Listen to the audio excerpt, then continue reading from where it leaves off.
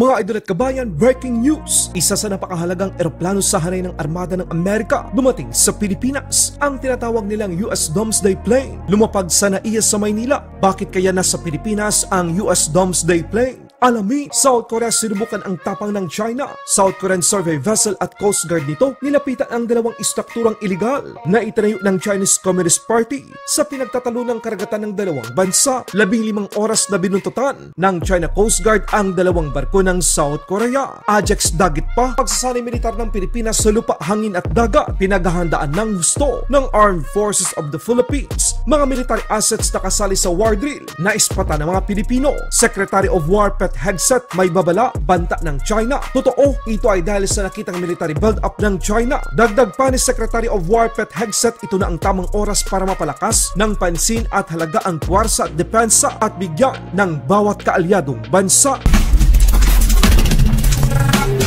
Mga Pilipino nagulat matapos maispatan ang US Air Force Boeing E-4B Nightwatch o kilala rin sa tawag na US Domesday Plane. Ito ay lumapag sa paliparan ng Ninoy Aquino International Airport sa Maynila noong ika-26 ng Oktubre taong kasalukuyan para mag-refuel at nagpalipas ito ng gabi sa bansa. Kinumpirma ng Philippine Air Force spokesperson Colonel Maria Cristina Basco na merong diplomatic clearance ang nasabing eroplano ng Amerika. Umalis ang nasabing eroplano ng Amerika noong ika-27 ng Oktubre taong kasalukuyan. Bakit espesyal ang E-4B Nightwatch o US Domesday Plane? Gaano ba ito kahalaga para sa militar ng Amerika? Ang E-4B Nightwatch ay nagsisilbing National Airborne Operations Center na nagbibigay ng secure na command, control, and communication hub para sa US President, Secretary of War at Joint Chief of Staff sa panahon ng mga pambansang emerhensya o kung ang mga ground command center ay hindi na gumagana. Tinitiyak nito ang pagpapatuloy na operasyon sa lahat ng antas ng mga banta at sinusuportahan din ang paglalakbay sa ibang bansa para sa kalim ng depensa na pinapanatili ang pangdaigdigang command and control connectivity. Ito ay isang militarisadong Boeing 747-200 na idinisenyo bilang isang high-altitude, long-range airborne command center na may kakayang mag-refuel sa himpapawid. Ito ay protektado sa mga epektong nuclear at electromagnetic. Nagdadala ito ng mga advanced na satellite at mga sistema ng komunikasyon na nagpapahintulot sa pandaigdigang command and control para sa Amerika.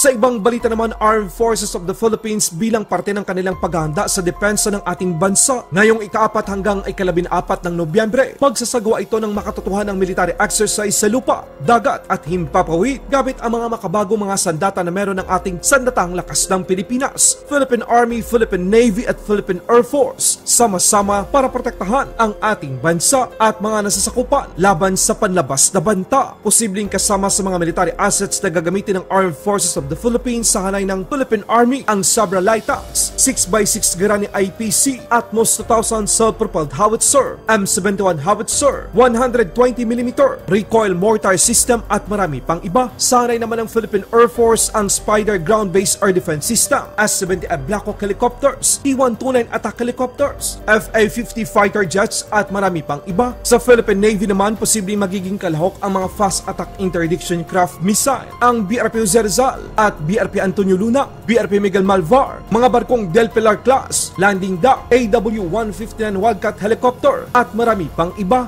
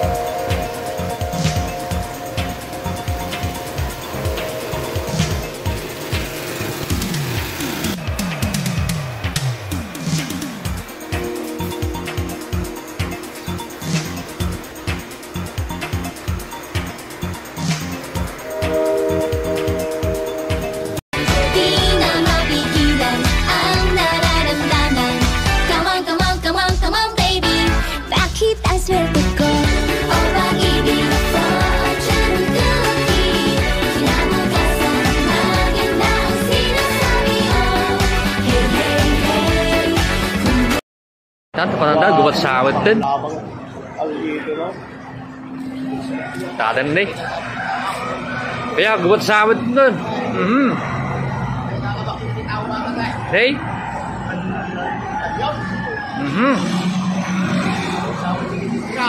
Hey.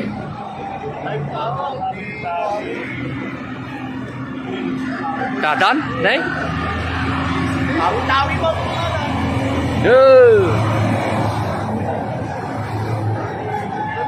Đấy. Tặng từ từ tan. Đấy.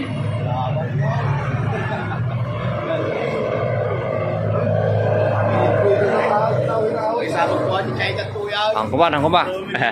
Sa ibang balita naman, China wala talagang kadala-dala. Lahat ng mga bansa na nakapalibot sa kanila gustong agawan. Mga barko ng South Korean Coast Guard at China Coast Guard nagkasubukan ng halos 15 oras sa dagat. South Korean Coast Guard at ang isang survey vessel nito. Sa paglapit ng mga barko ng South Korea, dalawa naman sa mga barko ng China Coast Guard ang bumuntot sa kanila. Ang research vessel ng South Korea na Onuri at Coast Guard nito ay lumapit sa pasilidad na itinayo ng China na ginagamit daw para sa aquaculture. Galit ang South Korea mga kabayan dahil nakapagpatayo ang China ng istruktura. Hindi lamang isa kundi dalawa pa. Ito ang Shenlan 1 at Shenlan 2 nang walang konsultasyon sa gobyerno ng South Korea kung saan isang paglabag sa kanilang naging kasunduan. Duda ang South Korea sa estilo ng China lalo't ganito rin ang ginawa nila sa Spratly Island sa West Philippine Sea. Tinitingnan ng South Korea ang posibleng pagtayo ng China ng oil at gas na mga pasilidad sa lugar. Ito rin ang dapat natingnan ng gobyerno ng Pilipinas dahil sa yaman na meron ng West Philippine Sea. Hindi malayong ganito rin ang estilong gawin ng China upang manakaw ang mga langis at gas na dapat ay para sa ating mga Pilipino. Sa pagkikita ni US Secretary of War Pete Hegseth sa Japanese Defense Minister na si Shigeru Koizumi, binigyan din ito na ang banta ng China ay totoo. Ang ginagawa ng China na military build-up sa South China Sea, West Philippine Sea, East China Sea at Yellow Sea ay nakakaalarma at ito ay dapat na tugunan ng Amerika at mga kaalyado nito sa lalang madaling panahon. Dagdag pa ni Secretary of War Pete Hegseth, ito na ang panahon para bilisan ang pagpapalakas ng mga magkaalyadong bansa dahil sa makatotohanan na banta ng China.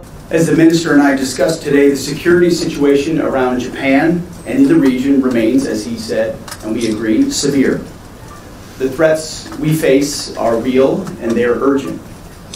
China's unprecedented military buildup and its aggressive military actions speak for themselves. That's why President Trump's peace through strength agenda is so important.